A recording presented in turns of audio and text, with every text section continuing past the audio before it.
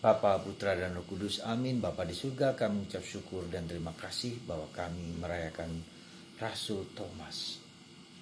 Bantu kami untuk masuk kepada kedalaman iman kami, kepada akar hidup kami, di dalam Yesus, bersama Yesus, untuk Yesus, dan dengan Yesus. Terpujilah namamu kini dan sepanjang segala masa. Amin.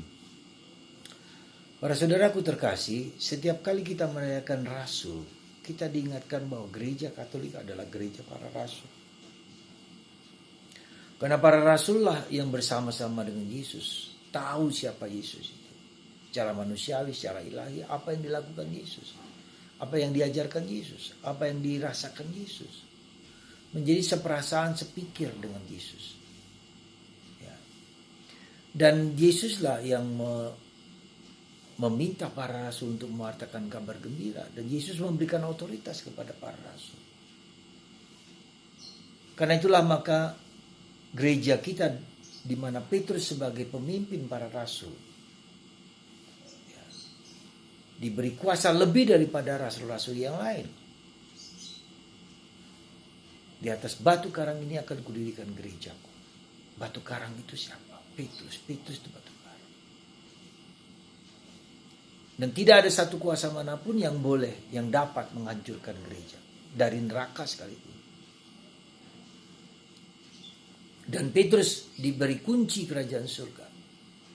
Kalau diberi kunci kerajaan surga, maka kita harus melewati kunci itu. Melewati pintu itu. Yang diberi wewenang adalah Petrus. Karena itulah maka gereja Katolik menjadi gereja para rasul, gereja di mana Paus sebagai pengganti Petrus. Maka setiap kali kita pergantian Paus, itu pergantian menggantikan Petrus, bukan menggantikan Paus sebelumnya. Saudara, jujur saya bangga sebagai orang Katolik. Saya berterima kasih sebagai orang Katolik. Di mana saya bisa mengerti, memahami bahwa yang Yesus kehendaki adalah gereja ini yang akan diteruskan terus menerus. Yang kau lepaskan di dunia akan dilepaskan di surga. Yang kau ikat di dunia akan diikat di surga. Tentu Paus bersama uskup-uskup yang lain, bersama pejabat gereja yang dibicarakan secara bersama-sama. Maka mari saudaraku terkasih, kita percaya dan yakin bahwa kita dipanggil untuk menjadi rasul-rasul Kristus yang berani mewartakan kabar gembira kepada segala bangsa. Dan untuk itu kita belajar dari gereja, belajar dari Kristus. Ya, karena Yesus mengatakan, belajarlah daripadaku sebab aku lemah lembut dan rendah hati. Semoga kita semua sebagai orang Katolik tidak pernah takut, tidak pernah ragu untuk mewartakan Kristus kemanapun, dimanapun, dan untuk siapapun. Ya. Semoga Anda dan saya dan kita semua diberi kuasa dan kekuatan untuk mewartakan Kristus dimanapun dan kapanpun. Dan kita tahu kejujuran Thomas. Ya, kejujuran Thomas, dia berani mengungkapkan apa yang menjadi isi hatinya. Ketika Yesus mau masuk Yerusalem, Thomas mengatakan, baiklah kita mati bersama engkau. Suatu ungkapan keberanian. Dan sekarang juga dia merasa ragu kalau sebelum jari Yesus mencucukkan ke tanganku, ya, ketika aku mencucukkan tanganku ke jari, ke luka-luka Yesus, aku tidak percaya. Luar biasa.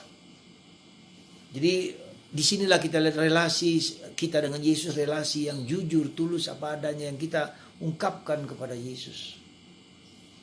Ya.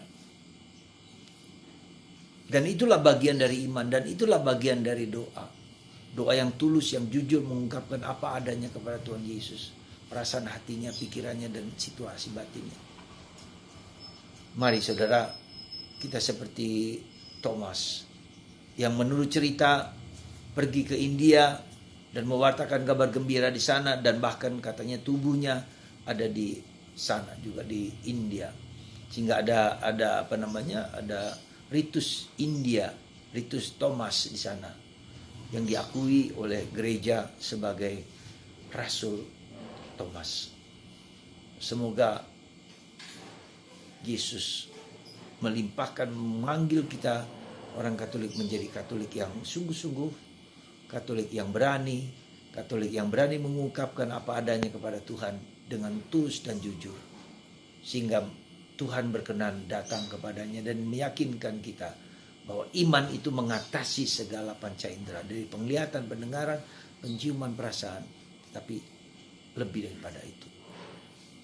Semoga jiwa kita yang ingin menyentuh, melihat Yesus bukan dalam arti panca indera lahiriah, tapi panca indera batin. Tuhan memberkati Anda semua, dan kita semua diberkati oleh Tuhan lewat Santo Thomas Rasul, Bapa, Putra, dan Roh Kudus. Bapa,